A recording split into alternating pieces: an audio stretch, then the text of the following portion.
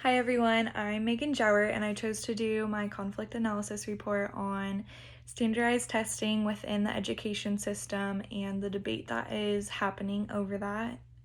The debate's been going on for plenty of years, and the triggering event of that was the No Child Left Behind Act that went into place in 2001, which basically just stated that standardized testing would be mandated to make sure that students are reaching achievement levels and that teaching methods are being effective.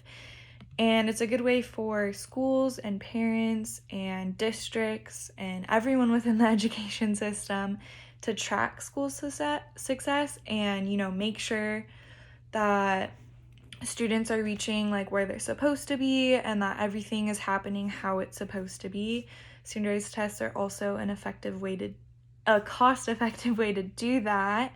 It doesn't cost a lot of money to print the tests, print the Scantrons, grade them. It's a simple and cost-effective process. I chose to do my report on this because I'm an education major and it's a pretty hot topic within education courses and schools, everything. Every year standardized testing is a huge thing, and it's something schools spend, all year preparing for. Teachers spend all year thinking about and preparing for, which is kind of part of the debate. Is parents feel and other teachers feel that you have to teach to the test in order for students to reach those achievement levels that they're aiming for.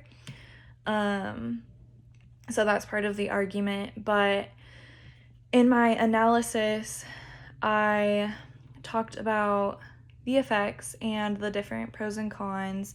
It's kind of a complicated conflict because each party, both like parents, teachers, educators that are against the test, and then people that are for the test, along with policymakers in Congress, they each have research and studies to back their points, which I think is really interesting because on one hand of things, there's research to prove that the tests are effective and that students are achieving more because of the tests. But on the other hand, there's also research that shows that the tests are more stressful and actually cause students to fail or feel like they're failing within school, and that the tests don't actually show the true achievement of students within schools. So I thought that was really interesting that there's really research and studies to prove both sides of things, and so it kind of made it hard to find unbiased information. So that was a huge part of the conflict, and of course solving it is because there's really no true right, like study proven answer. So basically the solution would be finding a compromise or allowing students to opt out of testing if they want, or just finding a different method altogether, which would take a lot of planning and communication, which isn't currently happening within the conflict.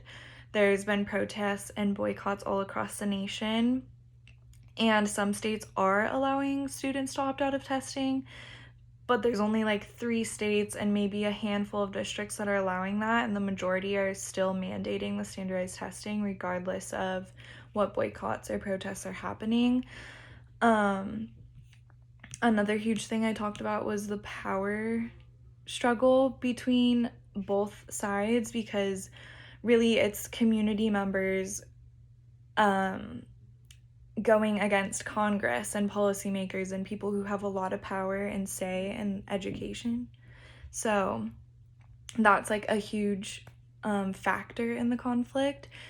There's gonna be a need for a lot of numbers with the community members in order for Congress and policymakers to see that the conflict is even happening. And so that plays a really interesting role.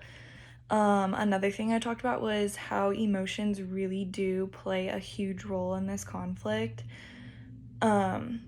Really what drives most of it is parents' emotions for their students and wanting the best for their children and not agreeing with the methods that are happening within schools to prepare students for the test and how long it takes their students to take the test.